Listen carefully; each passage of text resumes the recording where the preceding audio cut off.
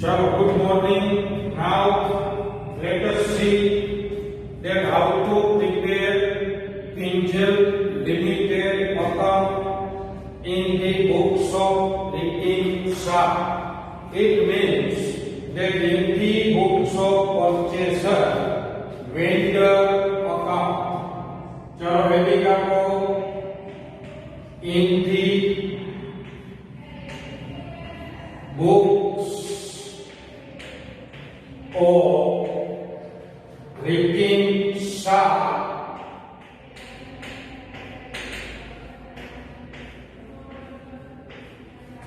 Kinjal Limited account.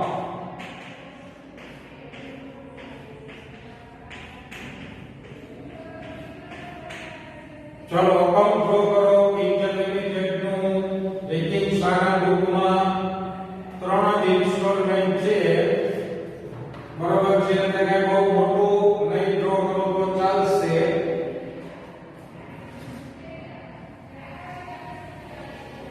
હવે vendor નું account prepare કરતા હો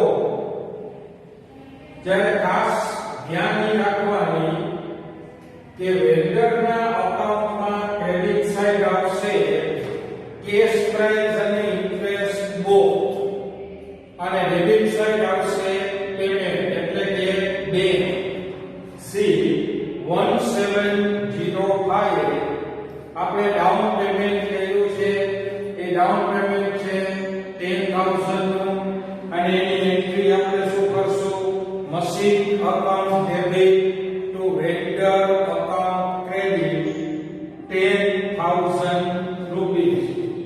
તો કિંજલ લિમિટેડ ના અકાઉન્ટમાં give entry on the credit side by machine account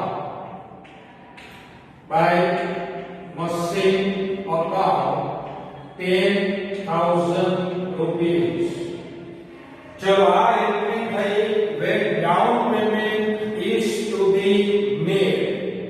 હવે આપણે ડાઉન પેમેન્ટ કરશું વેન્ડર ને ડાઉન પેમેન્ટ કરશું એટલે Kinjal limited will be receiver debit the receiver entry થશે Kinjal limited account debit to bank account credit 10,000 rupees. ચલો ડાઉન પેમેન્ટ ડ્યુ થયું અને ડાઉન પેમેન્ટ કરી દીધું બરોબર એની એન્ટ્રી થઈ ગઈ હવે ફર્સ્ટ ઇન્સ્ટોલમેન્ટ ડ્યુ થશે amount of first installment is given to us 8,200 એમાં કેશ પ્રાઇસ છે 7,200 ઇન્ટરેસ્ટ ઇન્ક્લુડેડ is 1000 બરોબર રેકિંગ શાહ એન્ટ્રી શું કરશે asset account debit 7,200 interest account debit 1000 and 2 Kinjal private limited credit 8,200 rupees. તો Kinjal private limited નું account શું થયું ક્રેડિટ થયું તો Kinjal limited ના અકાઉન્ટમાં ક્રેડિટ સાઇડ એન્ટ્રી આપો on 31/12/2005 by machine account 7,200 rupees. પછી by interest account 1,000 rupees. અને installment 8,200 નો પે કરશું installment પે કરીએ એટલે Kinjal Limited will be receiver debit the receiver entry થશે Kinjal Limited debit to bank account credit તો 31/12/05 to bank account 8,200 ચાલો total 18,200 બરોબર છે આ વેન્ડર નું અકાઉન્ટ ઓલવેઝ ક્લોઝ થઈ જાય चलो now second installment on 30th June 2006 will become due. Retention entries ઉપર છે machine account debit, interest account debit to Kinjal Limited credit. બરાબર machine account માં શું આવે cash price, interest account માં શું આવે interest અને Kinjal Limited એટલે કે vendor account માં શું આવે installment. તો Kinjal Limited ના account માં give entry on the credit side by machine account. Amount is 6,800 rupees. Then by interest account amount is 640 and installment. ચાલો હવે Kinjal Limited ને installment pay કરશું. તો by paying installment to the vendor, entry શું થાય vendor account debit to bank. તો installment છે 7,440 rupees નું. તો 30th/6/2006 write down to bank account 7,440 rupees. So our second installment pay થઈ ગયો. See here is not completed, so don't close the account.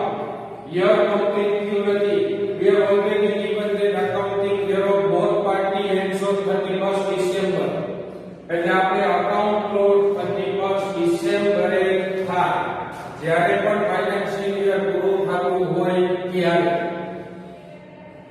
Now, on 31/12/06, third installment will become due in the books of Rikinsha.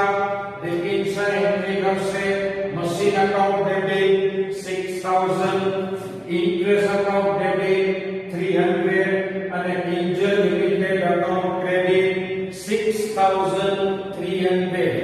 તો Kinjal Limited ના અકાઉન્ટમાં credit side આવશે cache price અને interest અને પછી payment કરશે કે Kinjal Limited will be receiver.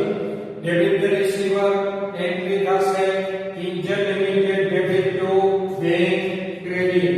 તો 31/12/06 Kinjal Limited માં ક્રેડિટ સાઈડ આપો by machinery account 6,000 rupees. Then by interest account 300 rupees and debit side on 31/12/06 to bank account 6,300 rupees. So 13,740.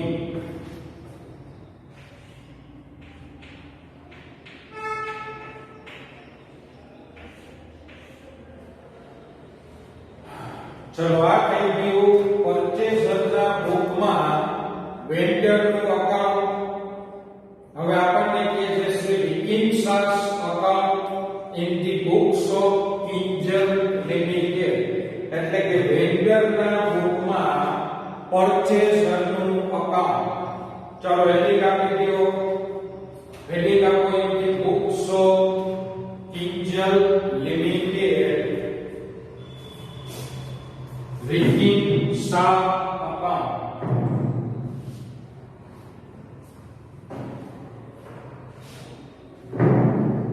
In the books of Kinjal Limited, Rikinsha account. चलो drop account first.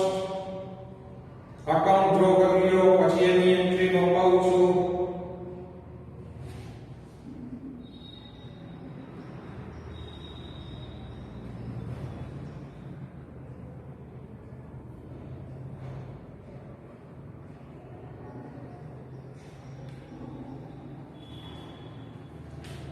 હવે vendor જ્યારે contract થાય ત્યારે entry આપે, એની entry આપે cash price which is 30,000. Vendor પોતાના બુકમાં એન્ટ્રી શું આપશે? purchaser account debit to higher purchase sales credit. આપણો purchaser કોણ છે? રિકિન શાહ. તો રિકિન શાહના અકાઉન્ટમાં ડેબિટ સાઈડ 1705 લખો to higher purchase sales account 30,000 to higher purchase sales account 30,000 rupees. બરોબર છે? આ એન્ટ્રી ક્યાંની થઈ? At the time of contract. Contract થાય એની એન્ટ્રી થઈ. બરોબર?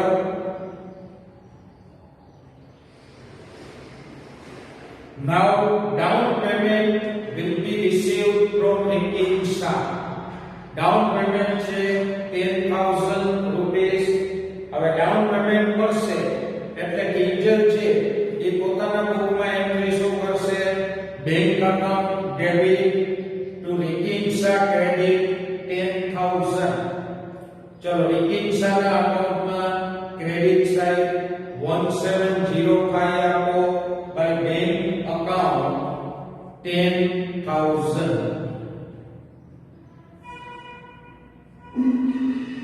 By bank account 10,000. બરોબર છે? Still here is not complete. Here પૂરું નથી. So don't close account. હવે વેન્ડર જ્યારે ઇન્સ્ટોલમેન્ટ રિસીવેબલ થાય ત્યારે તેની એન્ટ્રી આપે ઇન્ટરેસ્ટ. ઇન્ટરેસ્ટ કેટલું છે? 1000.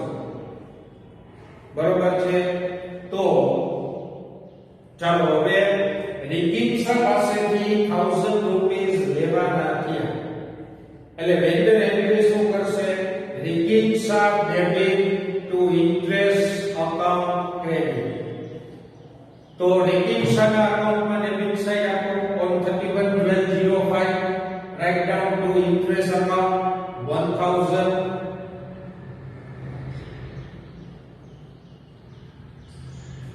to interest account 1000.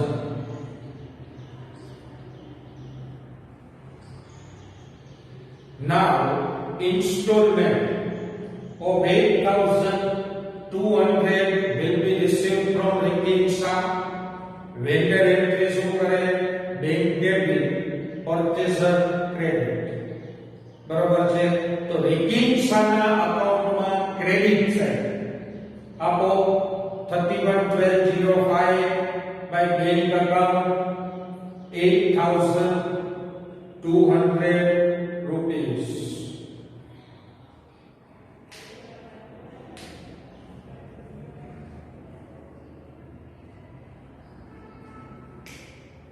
₹8,200. હવે યર પૂરું થયું. Close down Rikin Shah's account and carry forward the balance to the next year. જો વેન્ડરના બુકમાં પર્ચેસરનું અકાઉન્ટ બનાવતા હો ત્યારે બેલેન્સ હંમેશા આ કોલમ જેટલી આવે, તમારી બેલેન્સ એટલી આવશે. Because you are closing down accounts on 31/12/05. So your balance must be equal to 12,800. હવે ક્લોઝ કરો અને આટલી બેલેન્સ આવશે એને કેરી ફોરવર્ડ કરી લો.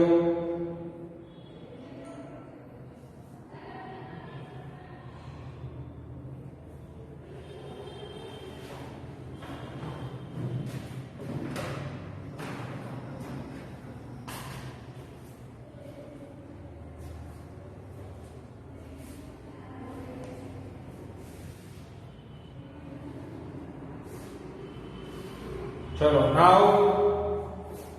second installment will become due on 30th June 2006. Vendor છે vendor installment due થાય ત્યારે ખાલી ઇન્ટરેસ્ટ ની એન્ટ્રી આવે ઇન્સ્ટોલમેન્ટ રિસીવેબલ થાય ત્યારે હવે ઇન્ટરેસ્ટ છે આપણો 640. વેન્ડર એન્ટ્રી શું કરે? Purchaser account debit to interest account credit. બરાબર છે? તો વિકિંસના અકાઉન્ટમાં ડેબિટ સાઇડ એન્ટ્રી કરો 30 જૂન 2006 to interest account 640 rupees.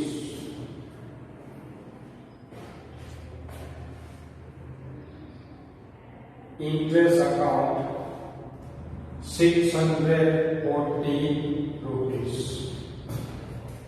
So now this installment of 7,440 will be received from Rikinsa by Kinjal Private Limited.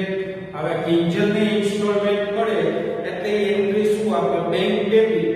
રિકિન્સા is given, તો Rikin Shah credit. બરાબર છે? ચલો તો રિકિન્સાના અકાઉન્ટમાં ક્રેડિટ સાઇડ એન્ટ્રી આપો on 30/6/2006 by bank account 7,440.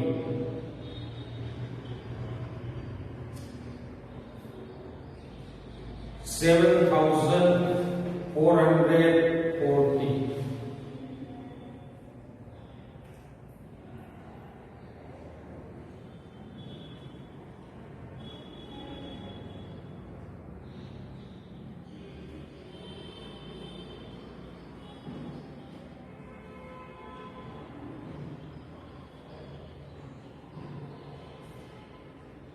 चलो now last installment 31/12/06 નો due થશે, રિસીવેબલ થશે. સોરી, વેન્ડર માટે રિસીવેબલ થાય, પરચેઝર માટે ડ્યુ થાય.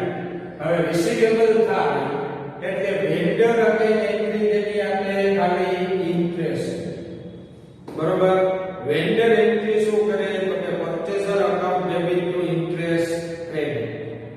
તો રિકિન્સાના અકાઉન્ટમાં ડેબિટ સાઇડ એન્ટ્રી આપો 31/12/06 છે two interest account 300.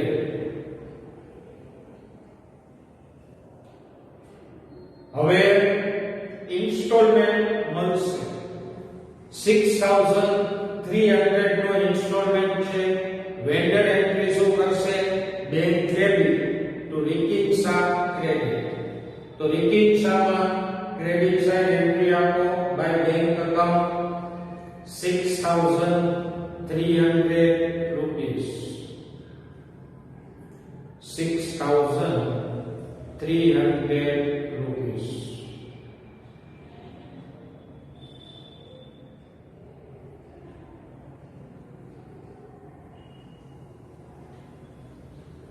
Now accounts of Rikinsa will get closed. બરોબર છે? રિકિન્સાનું અકાઉન્ટ ક્લોઝ થઈ જશે. ચલો ક્લોઝ ડાઉન રિકિન્સાસ અકાઉન્ટ.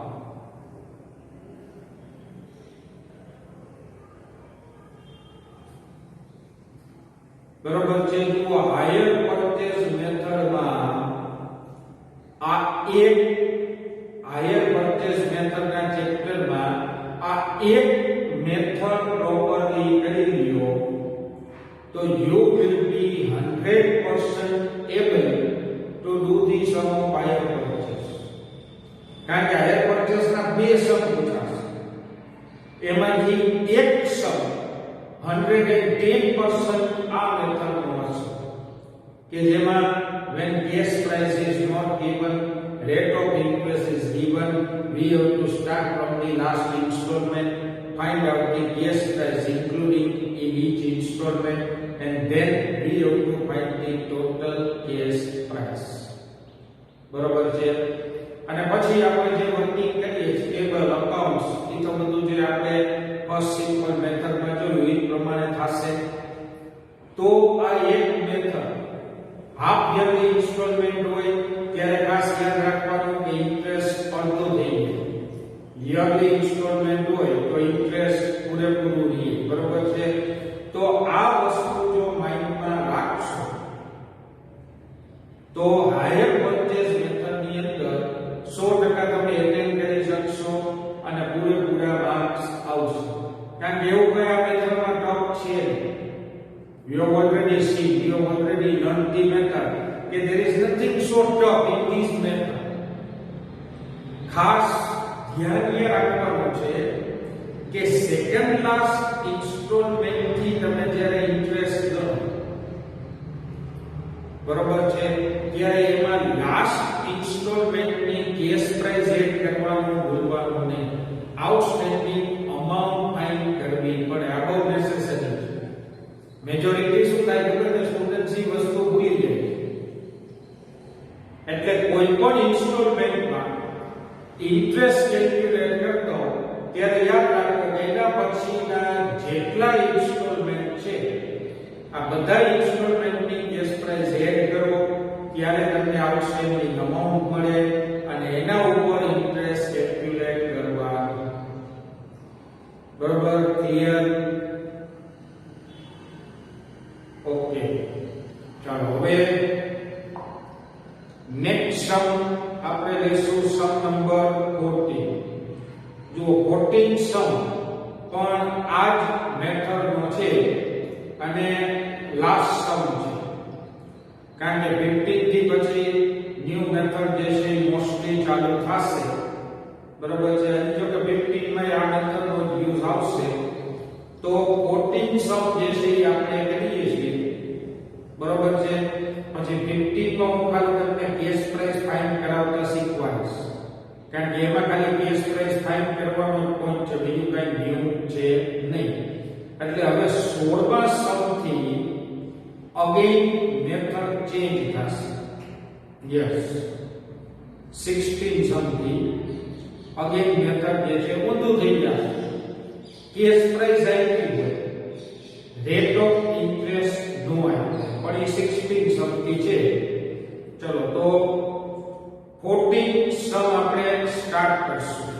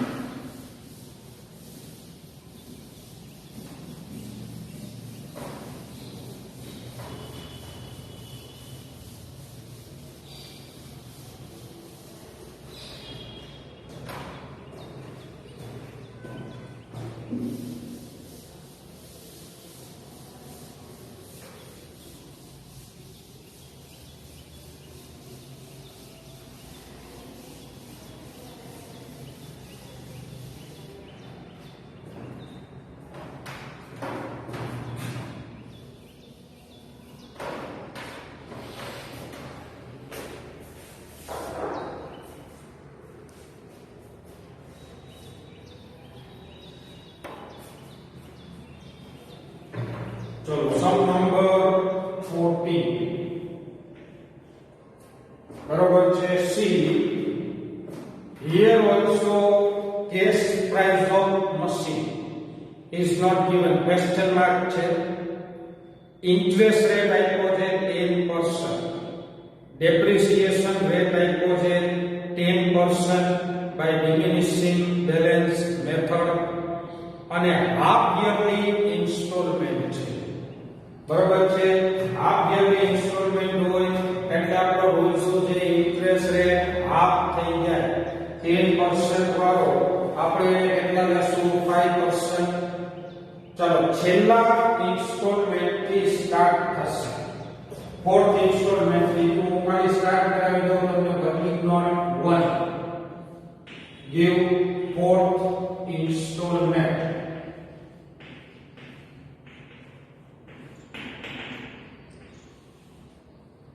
ચલો એમાં ઇન્ટરેસ્ટ ફોર્મ્યુલા લખવાની. છેલ્લા ઇન્સ્ટોલમેન્ટમાં ઇન્ટરેસ્ટ ફાઇન્ડ કરવું હોય તેની ફોર્મ્યુલા શું છે? ઇન્સ્ટોલમેન્ટ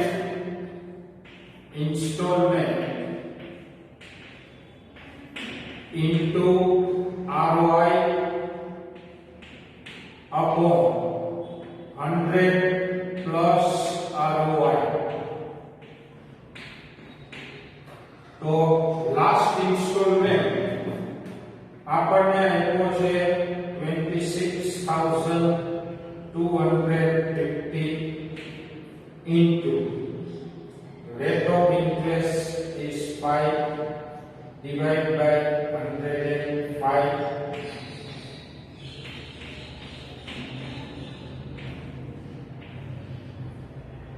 તો ઇન્ટરેસ્ટ થશે 1250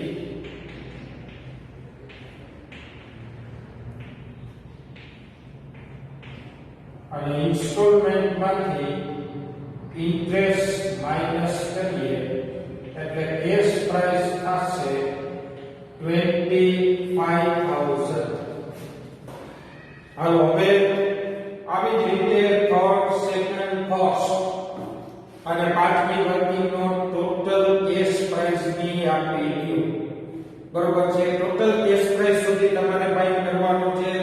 હું નેક્સ્ટ સેશનમાં સીધું ટેબલ બનાવી અને પછી જર્નલ એન્ટ્રી અને જે કંઈ પણ અકાઉન્ટ્સ માં ગયા છે એ પ્રિપેર કરાવીશ. ચલો ગીવ વર્કિંગ નોટ 2.